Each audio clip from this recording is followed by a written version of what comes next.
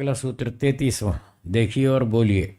निरोधः छर्दि विधारणाभ्याम। तो मन को रोकने का एक और उपाय बताते हैं।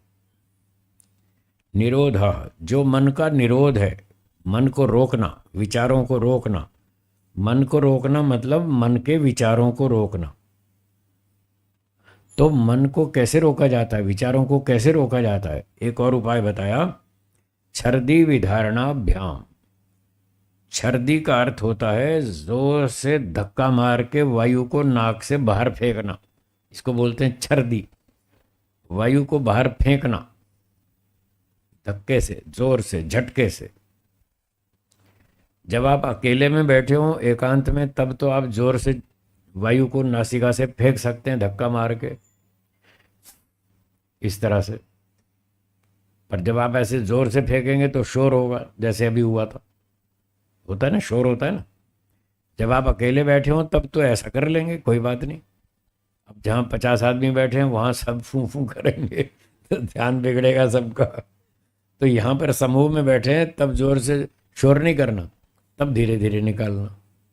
पर ये तो एकांत की बात बता रहे हैं। जब आप एकांत में बैठे हो, मन को रोकना हो, तो नाक से जोर से धक्का मार के वायु को बाहर फेंको, और विधारणाभ्याम और विधारणम, उसको वहीं रोक लो।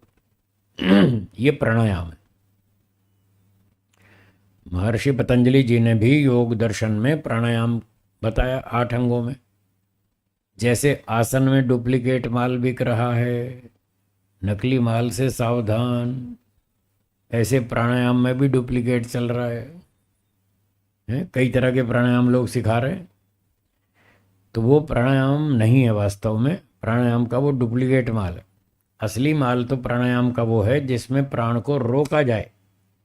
अभी देखिए सूत्र में क्या लिखा है, छर्दी विधारणाभ्याम, वायु को बाहर फेंकना और उसको रोकना, वायु को रोकना, ये है प्राणायाम। तो आजकल जो प्राणायाम सिखाए जाते हैं उसमें तो झटके मारते हैं, रोकते कहाँ हैं? धक्के मारते हैं जोर जोर से, तो रोकते नहीं, तो प्राणायाम कहाँ हुआ? और वो धक्के मारने से जो आप सीखते सिखाते हैं वहाँ पर गार्डन्स में, तो वो तो धक्के मारने से मन और चंचल हो जाता है, शांत कहाँ होता है? हमें तो यहाँ शांत करना है। तो धक्के मारने से, झटके मारने से प्राणायाम नहीं कहलाता, और उससे मन शांत भी नहीं होता, विचार भी नहीं रोकते। तो इसलिए प्राणायाम में प्राण को बाहर निकाल के रोकना, ऐसा सूत्रकार कह रहे हैं सांख्य दर्शन के। और ऐसा ही प्राणायाम की चर्चा योग दर्शन में भी है। श्वास प्रश्वासयोर गति विच्छेद, श्वास प्रश्वास की गति को विच्छेद करना, कट कर देना। जो 24 घंटे हम सांस लेते रहते हैं, इसको गति को रोकना। विच्छेद का अर्थ है रोकना, कट करना, यथाशक्ति, जितनी क्षमता हो उतना, जबरदस्ती नहीं करना। जितनी क्षमता हो उतनी देर रोकना, 10 सेकंड, 20 सेकंड, 30 सेकंड, बस। और अपने पड़ोसी से कंपटीशन भी नहीं करना। कई बार लोग पड़ोसी से कंपटीशन के जोश में आ जाते हैं। ये 25 सेकंड रोकता है, मैं 35 रोकूंगा। उसको हराना है। अरे भाई, उसको हराना नहीं है, अपने मन को एकाग्र करना है। दूसरे पड़ोसी से कंपटीशन नहीं करना। तो कई लोग ऐसे करने लगते हैं, वो गलत है।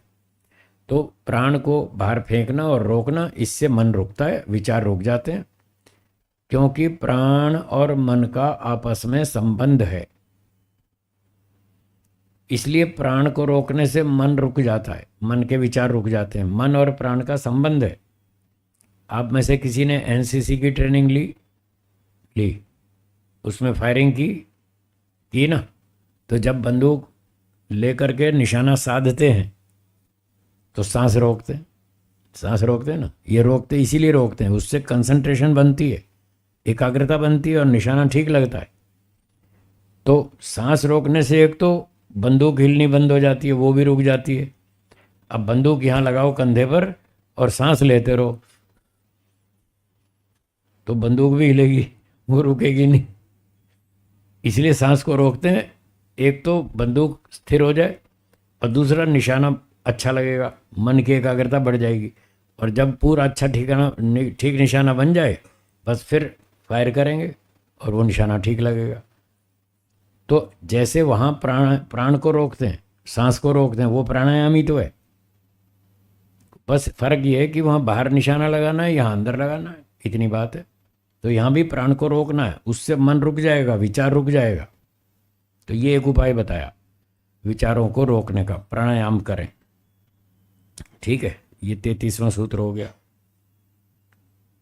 34वां सूत्र देखिए आगे और बोलिए, स्थिर सुखम आसनम। लो, वही सूत्र आ गया सीधा सीधा जो अभी मैं सुना रहा था। तो इसकी तो व्याख्या आपने सुन ही ली। शरीर को स्थिर करो, सुखपूर्वक बैठो, इसका नाम आसन है। आसन लगा के फिर मन एकाग्र होगा। बोलिए। नमस्ते जी। हम्म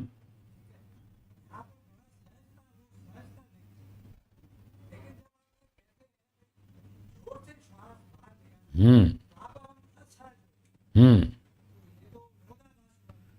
वो जो असहज होते हैं, एक विशेष उद्देश्य के लिए हमने ऐसा किया, प्राण को फेंका और रोका, विशेष उद्देश्य के लिए। जैसे हम दिन भर सामान्य रूप से बैठे हैं या चल रहे हैं, ये सहज है, ठीक है। और जब व्यायाम करते हैं तब असहज नहीं होते, दंड लगाते हैं, बैठक लगाते हैं और जॉगिंग करते हैं, पीटी करते हैं, ये असहज है कि नहीं? क्या इसका कोई लाभ है या नहीं? हमें हर 24 घंटे सहज रहना है, ऐसा कोई उद्देश्य नहीं है, ऐसा कहीं विधान नहीं है। अनेक उद्देश्यों की प्राप्ति के लिए हमको अनेक विशेष क्रियाएं करनी पड़ती हैं।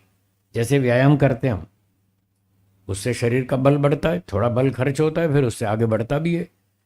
तो स्वास्थ्य की रक्षा के लिए, शक्ति को बढ़ाने के लिए जैसे व्यायाम किया जाता है, वो भी एक विशेष क्रिया है, असहज है, फिर भी वो किया जाता है। तो यहाँ भी एक विशेष उद्देश्य की सिद्धि के लिए हमको प्राण को जोर से फेंकना है। भले ही वो एक दृष्टि से आपको असहज लगता हो, पर उससे एक विशेष लाभ है, एक प्रयोजन सिद्ध होता है, इसलिए उसका विधान है। तो इसमें कोई आपत्ति नहीं है, करेंगे। ठीक, हाँ होता है ना।